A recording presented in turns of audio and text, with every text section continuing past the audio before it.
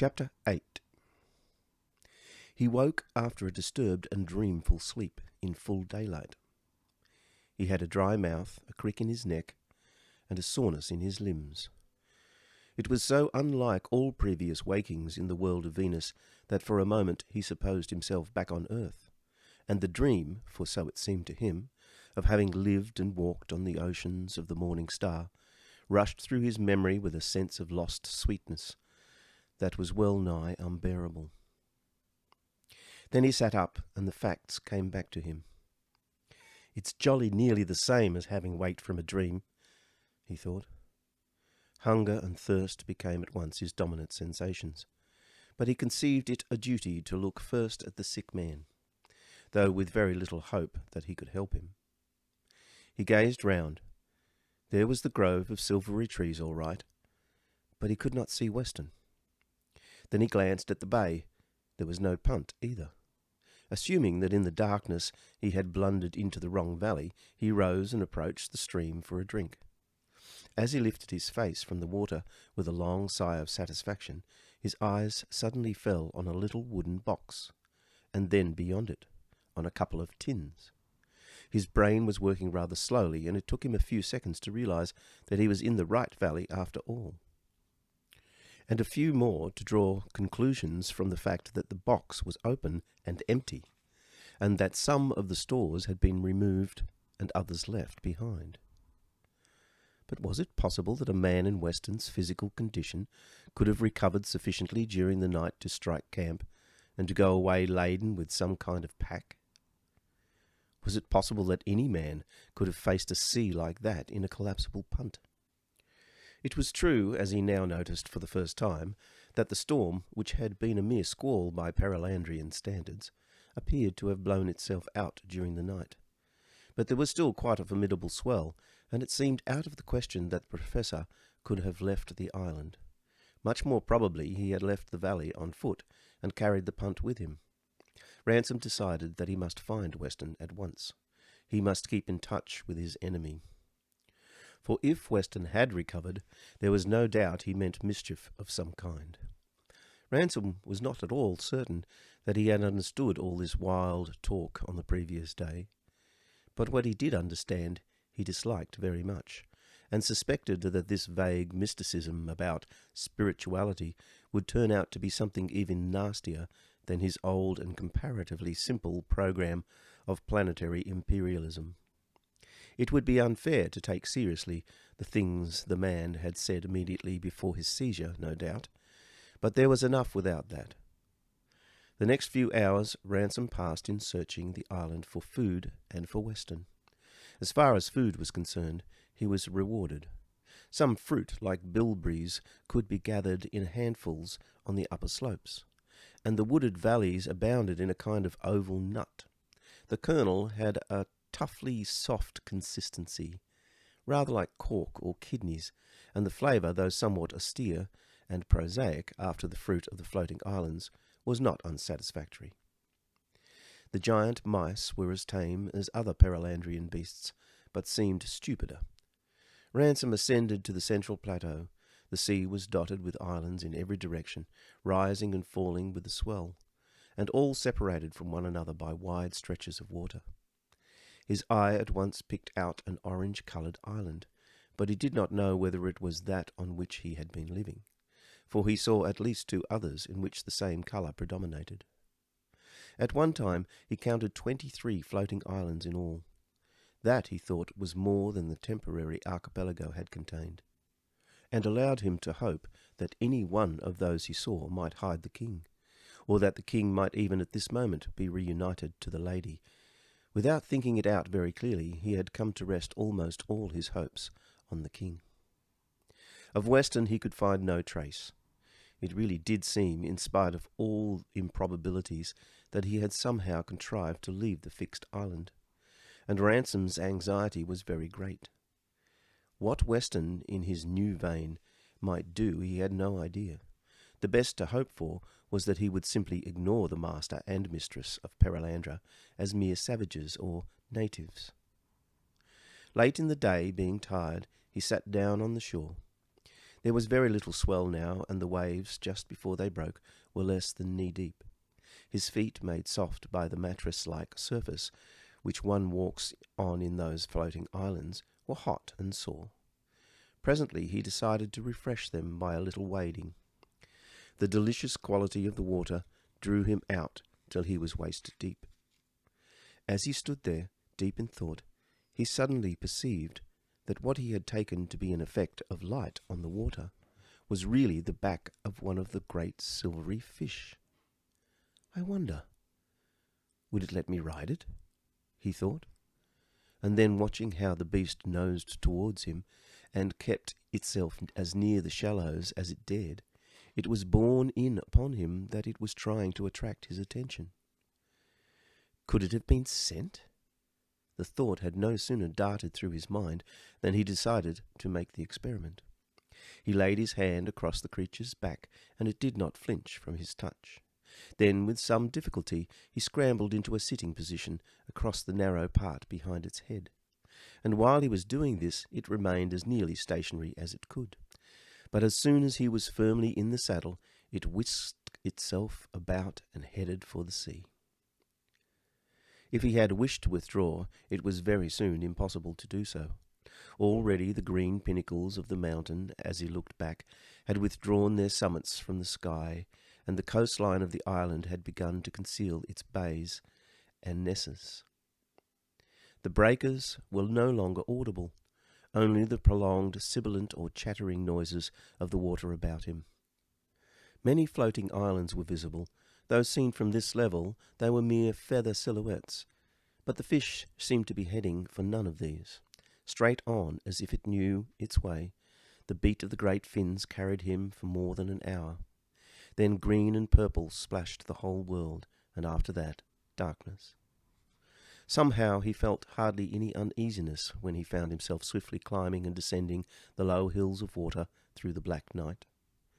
And here it was not all black. The heavens had vanished, and the surface of the sea, but far below him, in the heart of the vacancy through which he appeared to be travelling, strange bursting star shells and writhing streaks of a bluish-green luminosity appeared. At first they were very remote, but soon, as far as he could judge, they were nearer. A whole world of phosphorescent creatures seemed to be at play not far from the surface. Coiling eels and darting things in complete armour, and then heraldically fantastic shapes to which the seahorse of our own waters would be commonplace. They were all round him, 20 or 30 of them, often in sight at once. And mixed with all this riot of sea creatures and sea dragons, he saw yet stranger forms, fishes, if fishes they were, whose forward part was so nearly human in shape that when he first caught sight of them, he thought he had fallen into a dream and shook himself to wake. But it was no dream. There, and there again, it was unmistakable.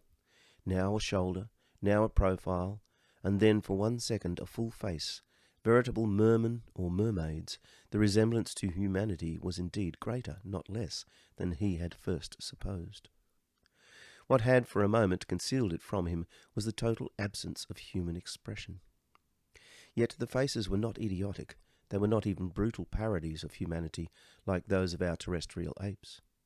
They were more like human faces asleep, or faces in which humanity slept while some other life, neither bestial nor diabolic, but merely elvish, out of our orbit, was irrelevantly awake. He remembered his old suspicion that what was myth in one world might always be fact in some other. He wondered also whether the king and queen of Perelandra, though doubtless the first human pair of this planet, might on the physical side have a marine ancestry. And if so, what then of the man-like things before men in our world? Must they in truth have been the wistful brutalities whose pictures we see in our popular books on evolution? Or were the old myths truer than the modern myths? Had there in truth been a time when satyrs danced in the Italian woods? But he had said hush to his mind at this stage, for the mere pleasure of breathing in the fragrance which now began to steal towards him from the blackness ahead warm and sweet, and every moment sweeter and purer, and every moment stronger and more filled with all delights, it came to him. He knew well what it was. He would know it henceforward out of the whole universe, the night breath of a floating island in the star of Venus. It was strange to be filled with homesickness for places where his sojourn had been so brief, and which were, by any objective standard, so alien to our race. Or were they? The cord of longing which drew him to the invisible isle seemed to him at that moment to have been fastened long, long before his coming to Perelandra, long before the earliest times that memory could recover in his childhood, before his birth, before the birth of man himself, before the origins of time. It was sharp, sweet, wild, and holy, all in one, and in any world where men's nerves have ceased to obey their central desires would doubtless have been aphrodisiac too. But not in Perelandra. The fish was no longer moving. Ransom put out his hand. He found he was touching weed. He crawled forward over the head of the monstrous fish and levered himself onto the gently moving surface of the island. Short as his absence from such places had been, his earth-trained habits of walking had reasserted themselves, and he fell more than once as he groped his way on the heaving lawn. But it did not harm falling here. Good luck to it. There were trees all about him in the dark, and when a smooth, cool, rounded object came away in his hand, he put it unfearing to his lips. It was none of the fruits he had tasted before. It was better than any of them. Well might the lady say of her world that the fruit you ate at any moment was, at that moment, the best. Wearied with his days walking and climbing, and still more borne down by absolute satisfaction, he sank into a dreamless sleep. He felt that it was several hours later when he woke, and found himself still in darkness. He knew, too, that he had been suddenly waked, and a moment later he was listening to the sound that had awaked him. It was the sound of voices, a man's voice and a woman's in earnest conversation. He judged that they were very close to him, for in a Perelandrian night an object is no more visible 6 inches than 6 miles away. He perceived at once who the speakers were, but the voices sounded strange, and the emotions of the speakers were obscure to him, with no facial expression to eke them out. "I am wondering," said the woman's voice, "whether all the people of your world have the habit of talking about the same thing more than once. I have said already that we are forbidden to dwell on the fixed land. Why do you not either talk of something else or stop talking?" "Because this forbidding is such a strange one," said the man's voice, "and so unlike the ways of Meneldil in my world. And he has not forbidden you to think about dwelling on the fixed land." "That would be a strange thing, to think about what will never happen." "Nay, in our world we do it all the time. We put words together to mean things that have never happened and places that never were. Beautiful words, well put together. And then tell them to one another.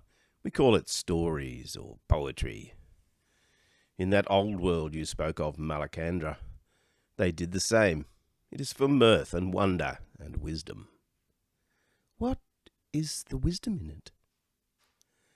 "Because the world is made up not only of what is, but of what might be. Meneldil knows both, and wants us to know both." "This is more than I ever thought of. The other, the piebald one, has already told me things which made me feel like a tree whose branches were growing wider and wider apart. But this goes beyond all. Stepping out of what is into what might be, and talking and making things out there, alongside the world.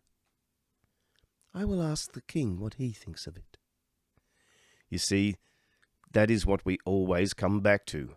If only you had not been parted from the king. "Oh, I see. That also is one of the things that might be. The world might be so made that the king and I were never parted."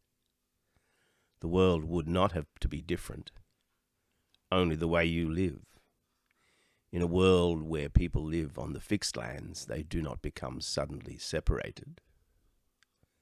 But you remember, we are not to live on the fixed land.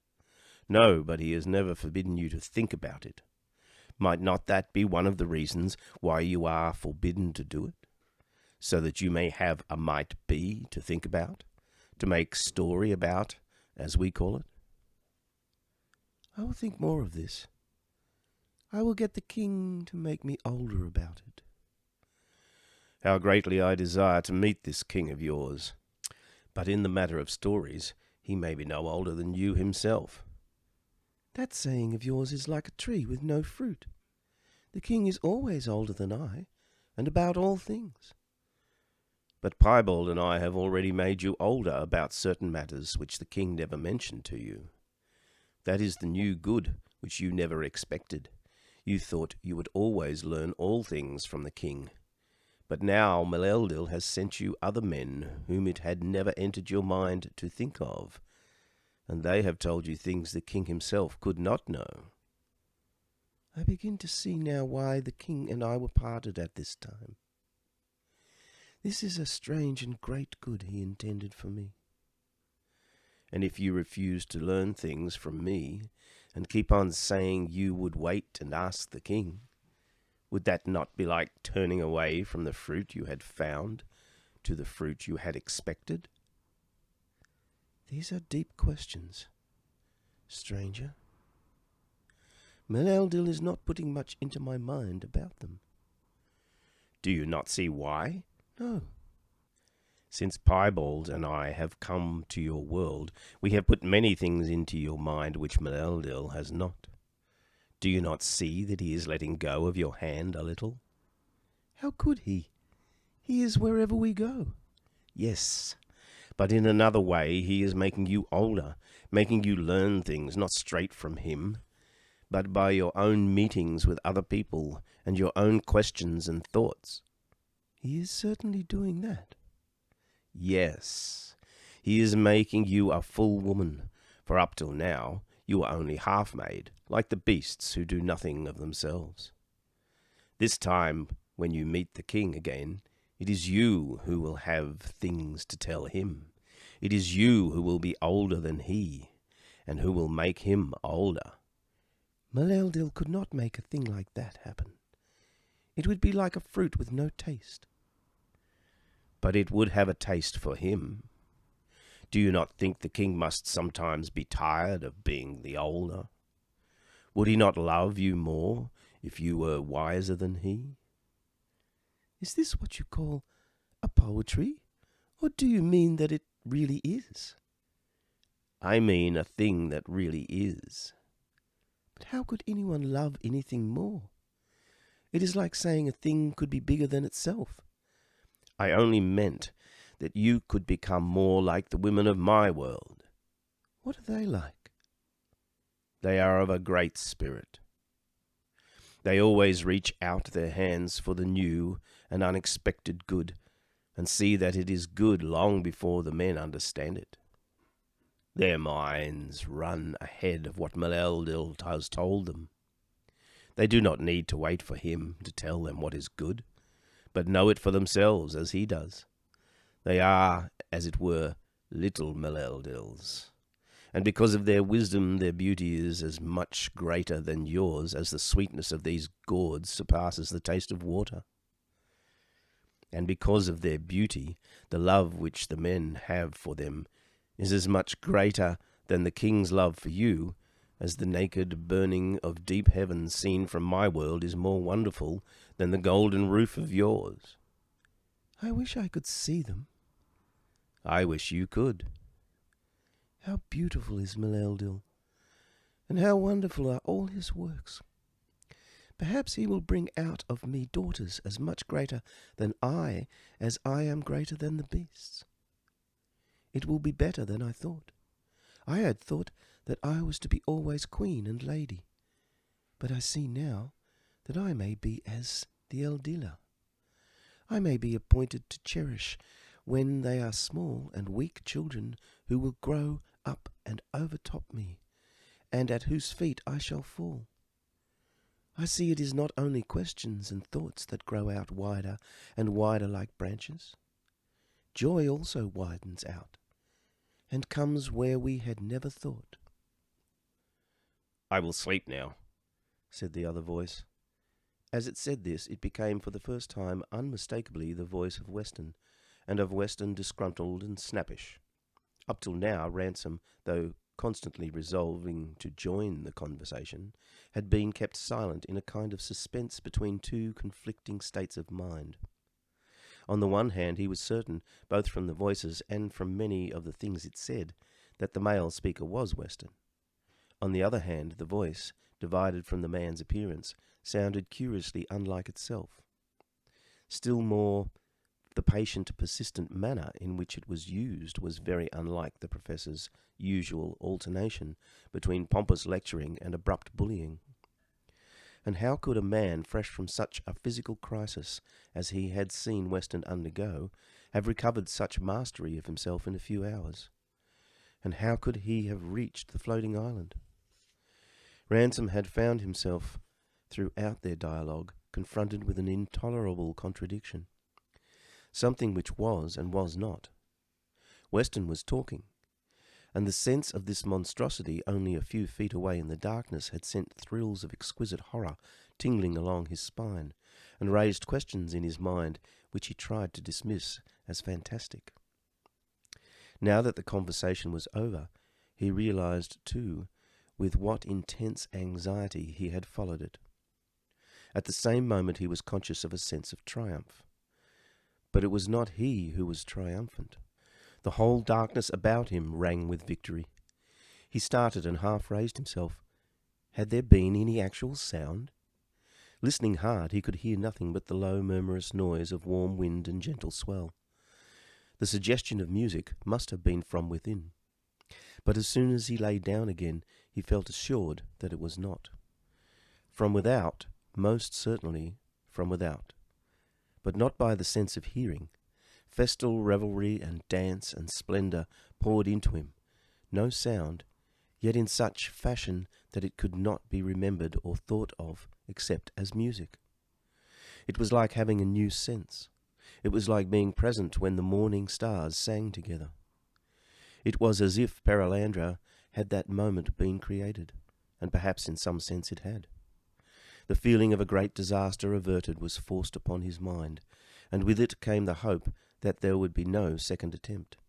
And then, sweeter than all, the suggestion that he had been brought there not to do anything, but only as a spectator or a witness. A few minutes later, he was asleep.